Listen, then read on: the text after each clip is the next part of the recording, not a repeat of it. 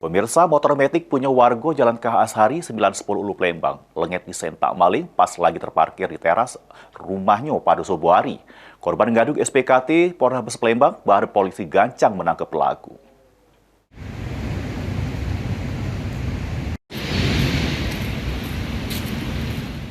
Apin, warga Jalan KH Ashari, Kelurahan 910 Ulu, Kecamatan Jakabaring, Plembang, mendatangi SPKT Polres Plembang untuk melapor ke motor metiknya yang lengit disentak maling pada subuh hari.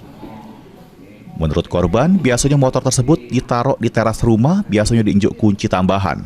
Apesnya, pas kejadian korban lupa nginjuk kunci gembok sehingga pelaku leluasa nyentak motor tersebut. Biasa dia langsung digembok, gembok tambahan.